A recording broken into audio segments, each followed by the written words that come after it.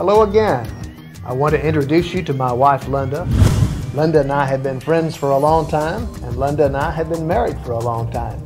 Hello, it's good to be with you and greet you in the name of the Lord Jesus. Jack and I have been married since 1968. We have 2 sons, 2 daughters, and 2 wonderful grandchildren. Linda is going to give you some information about how you can get in touch with us, and also about how you can obtain more information about this or other messages that are available, as well as other materials available about our ministry. You can go to our website at www.pureriver.info, where you will find a list of other available messages, and you can email us at park@pureriver.info with your comments and prayer requests. We would love to hear from you. Welcome back. Jesus said, "Follow me, and I will make you fishers of men." A call to come and follow Jesus is an invitation or a request or a command to come and follow Jesus personally, to let Him discipline us into His image and into His likeness. The Greek word for disciple is the Greek word mathetes, from which we get our word math or mathematics. The idea conveyed by the word is thought that's accompanied by endeavor. The disciple of Jesus is not simply accumulating so many facts. The disciple of Jesus is actually taking the things that he learns and applying them in his life's experience. Discipline is training. It's training that molds, it's training that corrects, it's training that prescribes into an orderly, self-controlled pattern of behavior and conduct. The result of discipline is to change us. Jesus does more than simply teach us so many facts, but Jesus actually works on us to change us from what we were into what He wants us to be, and the result of submitting to His discipline is a change in our lifestyle, a change in our character, even a change in our very personality.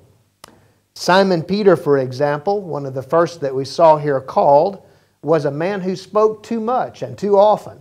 He was a man who spoke rashly. And on one occasion, he was even rebuked by Jesus for trying to dissuade him from fulfilling his ministry. And yet Jesus changed him from a man who was so cowardly that he once denied Him into a man who was bold enough to speak in the midst of Jerusalem on the day of Pentecost, and used him in such power that more than 3,000 men, plus women and children, came to be believers in Jesus as a result of that first sermon. He became a mighty apostle of Christ, very useful to the church.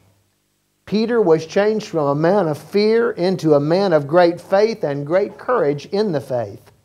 James and John that we read about here were angry young Jewish zealots living in the Galilee, who were part of a group of people who wanted to make war against the Romans and eliminate their influence from Israel. And at one point they were rebuked by Jesus for wanting to set fire to an entire village of Samaritans. And yet Jesus worked on them and changed them so that by the time He was finished with them, they were mighty, faithful, loving apostles of Christ. James became one of the first early martyrs of the Christian church, and is still today considered a great hero of the faith. John became the author of much of the New Testament, the Gospel and the letters of John, and finally the last of the books of the New Testament, the Revelation, as he became a leader of the church in Asia Minor, and to this day we call him the Apostle of Love. That means John was changed from an angry man and a man who was racially prejudiced into a universally loving apostle of love. This is wonderful. There are many examples throughout the New Testament, both of men and women, that prove that Jesus changes His disciples. Mary Magdalene, for example, was a woman who was tormented by 7 evil spirits. But by the time Jesus got through changing her, she was a loving, faithful disciple, and in fact became the first person unto whom Jesus revealed Himself after His resurrection from the dead. One of my favorites to consider is Zacchaeus, a man who was also a tax collector like Levi or Matthew. But he was a very dishonest man and had become very wealthy through his dishonesty. But when Jesus got through changing him, he not only became an honest man, willing to repay all that he had taken through his dishonesty, but he became what today we would call a philanthropist or a humanitarian, that is, someone who gives away their fortune to help the poor. If we say yes to the call of Jesus, He will change us. He's going to change us from what we were into only what He Himself can make of us.